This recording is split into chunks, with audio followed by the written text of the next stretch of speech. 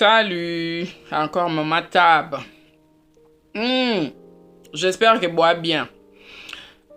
Na lingai kana beta c'était sur le moko. Na remarqué tellement la solara ba consultation belé. Na yo comprendre le moko. Ba te belé ba souffrir na kati ba relation na kati ya ba décision to banzela o ba kenda ki.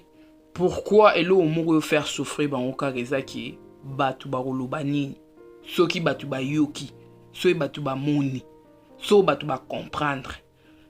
Donc elo ko nizo zonga tellement trop ba consultation nanga batu ba rolobani batu soki ba yoki batu soki ba moni mais ye moko aza déjà OK mais problème les arake batu ba rolobani so batu ba yoki bande konanga nga eka musanga mingi. Pourquoi eka musanga? Parce que na vie o mutu na comprendre to botama yo moro. Ti pe okufa ka yo moro. Makambo ebele o mona ke non likambo mo situation mo ekomelo na vie batu nyonso bakimi. Otikali ka yo moro. Maladi mo makasi ezu bato ba banda obenga ba pire master banani banami konyoso banda ko bima na bango bo dondwa. Bato na ba omona na sute. Dans les pires moments, des fois moto musu pe omona mobali to mwasi abandonné yo, famille ba abandonné yo, otikalaka yo moko. Mais comment est-ce possible que les plus grandes décisions de ta vie soient influencées par les gens du dehors?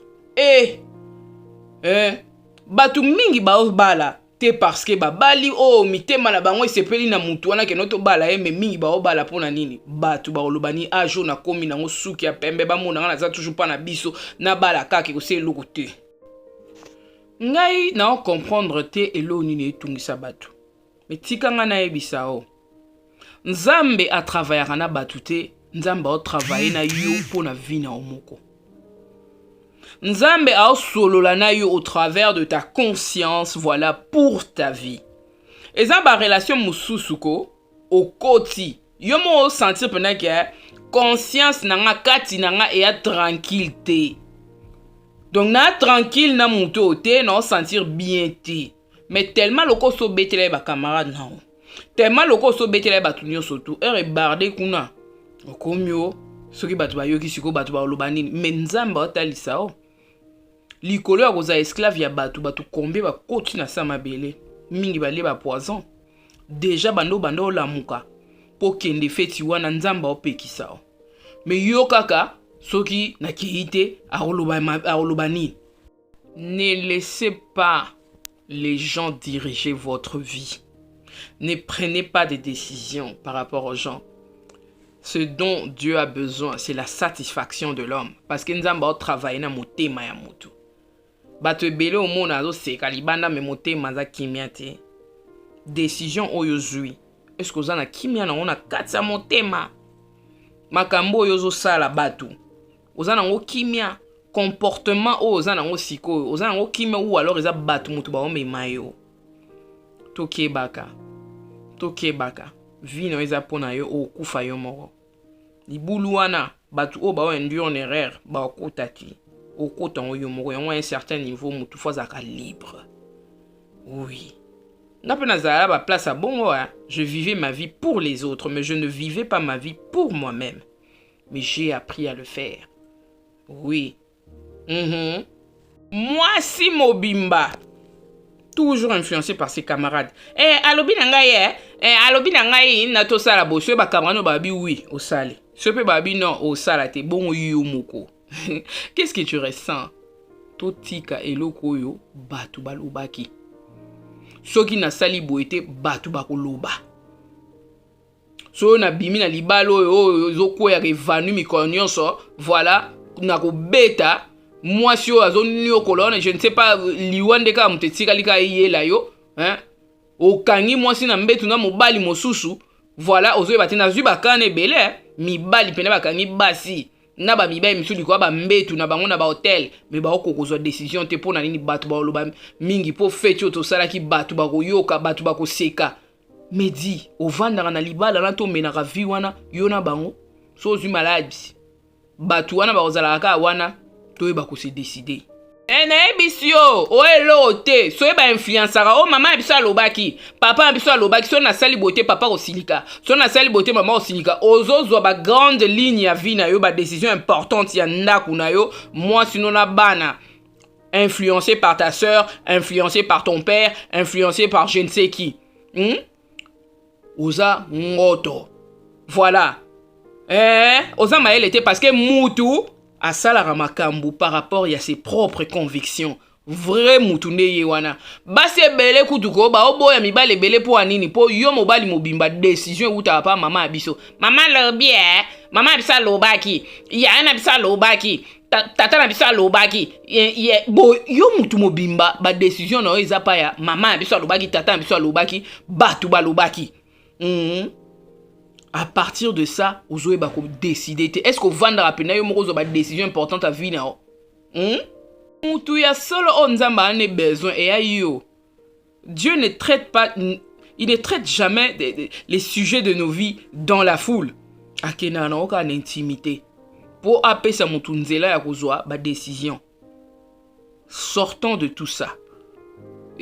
Ok na libala moko na ba beta ko ya revenu. O batu ba oloba nini soki na zongi pa na biso.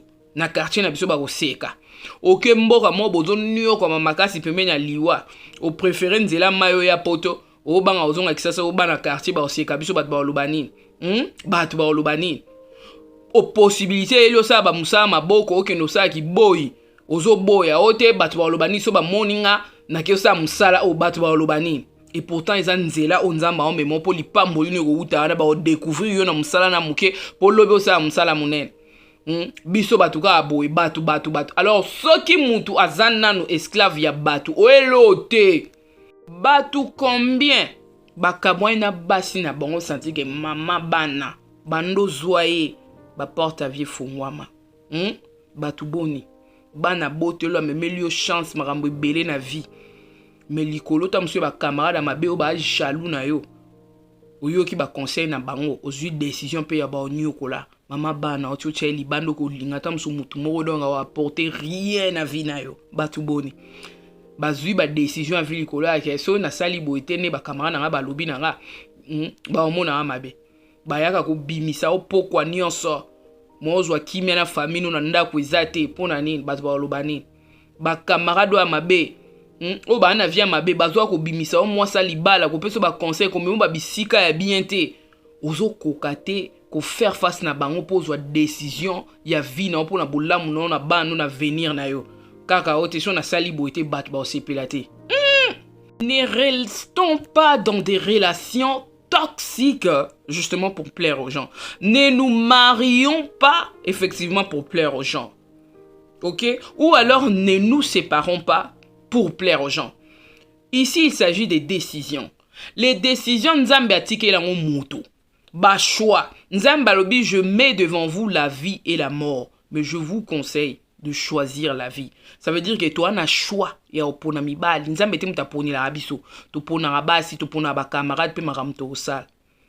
Mais nous, on parvient à prendre des décisions les plus importantes ya vie nabiso par rapport aux influences.